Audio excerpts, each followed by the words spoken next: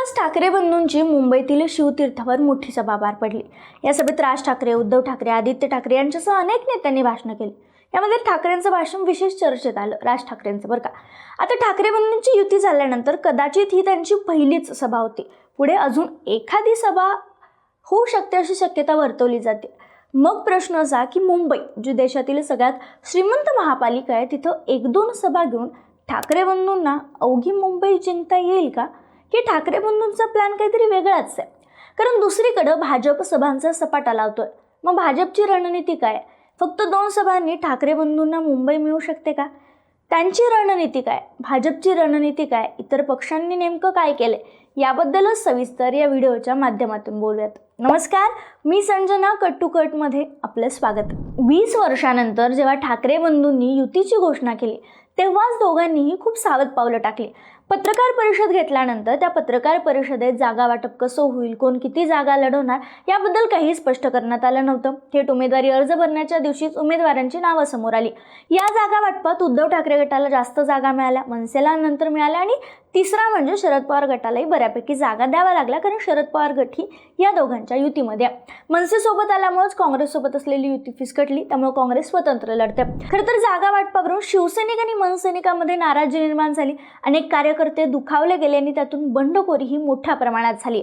संतोष दुरी यांच्यासारखे महत्त्वाचे नेते भाजपमध्ये गेल्याचं चित्र दिसतंय। पण असं कुठंतरी असं असताना तरीही ठाकरे बंधूंचा असं सूर होता की ठाकरे बंधू एकत्र आल्यामुळे भाजपला मोठा धक्का बसलाय किंवा शिवसेनेलाही फटका बसलाय।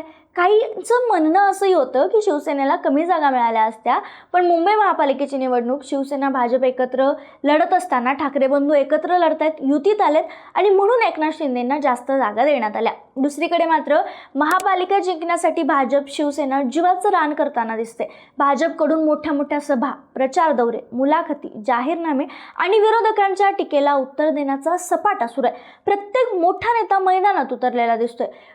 फडणवीसांचा तर सभांचा सपाट आहे, पण याच मुंबईत ठाकरे बंधू फारसं काहीच करताना दिसले नाहीत।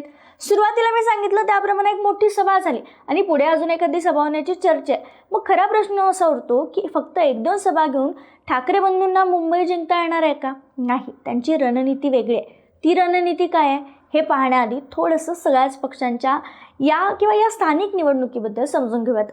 विषय असा आहे की ठाकरे बंधूंचा प्रचार पाहिला तर तो कुठंतरी मराठी विरुद्ध गुजराती किंवा परप्रांतीय विरुद्ध मराठी अशा दिशेनं जाताना दिसतोय। पण तरीही हे मुद्दे मोठ्या प्रमाणात वादग्रस्त पद्धतीनं केंद्रस्थानी आलेले नाही आहेत। सभांमध्ये विकासावर टीका झाली, भाजप आणि उद्योगपतीमधल्या संबंधांवरही अनेक मुद्दे मांडले गेले, पण मुंबई महापालिकेच्या निवडणुकीत एक ठोस सर्वांच्या चर्चेचा केंद्रबिंदू ठरणारा मुद्दा अजून तरी दिसत नाही आहे। राजकीय जाणकारांच्या मते महापालिकेच्या निवडणुका या कार्यकर्त्यांच्या निवडणुका असतात, त्यामुळे इथे राष्ट्रीय किंवा राज्यस्तरीय राजकारणापेक्षा स्थानिक प्रश्न महत्त्वाचे ठरतात।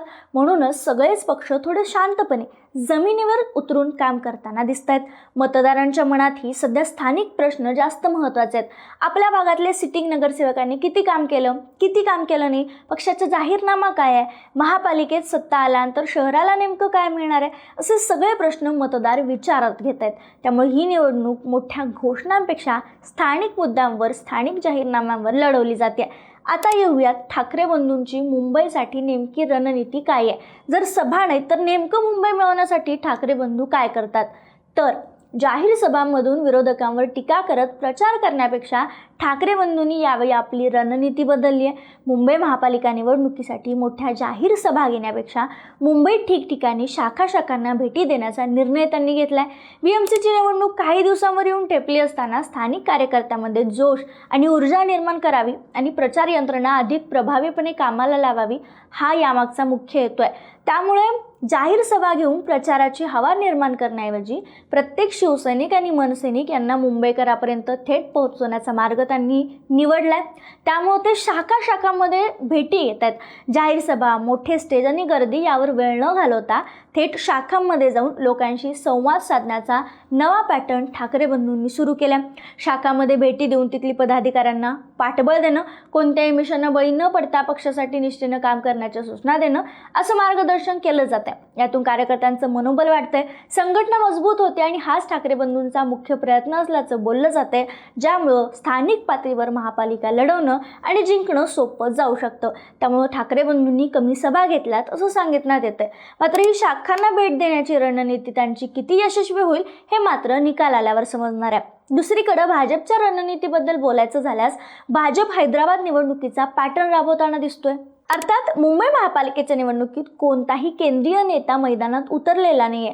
फडणवीस मात्र नियोजनानुसार वेगवेगळीकडे सभा घेत आहेत। त्यांनी नाशिक, चेंबूर, धारावी, पुणे, अहिल्यानगर अशा अनेक ठिकाणी सभा घेतल्यात। त्यांनी सभांचा सपाटा लावला आणि या सभांमध्ये किंवा भाजपनं प्रचारामध्ये केंद्रीय मंत्र्यांना आमंत्रण दिलेलं नाहीये। याचं कारण म्हणजे ठाकरे बंधूंचा मराठी मतांचा किंवा मुंबई चोरण्याचा जो आरोप आहे तो इथं खरा वाटू शकतो लोकांना। ठाकरे बंधू या विरोधात प्रचार करू शकतात म्हणून कोणत्याही केंद्रीय नेत्यांना भाजपच्या प्रचारात सहभागी करून घेण्यात आलेलं नाही आहे। स्थानिक पातळीवरच जोर लावला जातोय। खासदारांपेक्षा आमदार बऱ्यापैकी सक्रिय आहेत, मात्र या निवडणुका स्थानिक पातळीवर लढवल्या जात आहेत आणि फडणवीस सपाटा लावत आहेत। प्रमुख नेते असल्यामुळे भाजपचे ते जिल्ह्यात जाऊन महापालिकांच्या शहरात जाऊन सभा घेत आहेत आणि सभांची देखील ही खेळी या सभांमधून झालेली कामं किंवा जे काही लोक आहेत, जे काही नगरसेवक आहेत त्यांच्याबद्दल बोलणं, पक्षाचा अजेंडा मांडणं अशी महत्त्वाची कामं पक्षाचे नेते मुख्यमंत्री म्हणून देवेंद्र फडणवीस करताना दिसत आहेत। त्यामुळं याचा आता फायदा किती होईल हेच परत एकदा निकाल लागल्यानंतर समजणार आहे। काँग्रेसबद्दल बोलायचं झालं तर काँग्रेस एकटी मैदानात आहे, याचा कुठंतरी फायदा काँग्रेसला होऊ शकतो। यावेळी काँग्रेसनं वंचितला सोबत घेतलंय, जेणेकरून दरवेळी जी मतांची फाटाफूट होती ती काँग्रेस सोबत आल्यामुळं, वंचित आणि काँग्रेस एकत्र आल्यामुळं होणार नाही, जेणेकरून त्याचा फायदा भाजपला होणार नाही अशी रणनीती आहे। काँग्रेस जरी मोठ्या प्रमाणात सभा वगैरे घेत नसला तरी स्थानिक पातळीवर काम सुरू असल्याचं सांगितलं जातंय। दुसरीकडे एकनाथ शिंदेंची शिवसेना त्यांचीही सभा होत आहेत। एकनाथ शिंदेमध्ये सामील झाले म्हणजे विधानसभा निवडणुकीपूर्वी सामील झालेले निलेश राणे ही सभांचा सपाटा लावताना दिसत आहेत। त्यामुळे शिवसेना ही मैदानात उतरली आहे। प्रत्येकानं वेगवेगळी रणनीती आखून प्रचाराला सुरुवात केली। अगदी काहीच दिवस आता प्रचाराला राहिलेत, त्यामुळे ही रणनीती, हे प्रचार, हे मुद्दे, हे आरोप प्रत्यारोप किती यशस्वी होतील हे मात्र निकालानंतर स्पष्ट होणार आहे। मात्र ठाकरे बंधूंची ही खेळी फक्त 1 ते 2 सभा या खरंच यशस्वी ठरतील का? तुम्हाला काय वाटतं? आम्हाला कमेंटमध्ये कळवायला विसरू नका।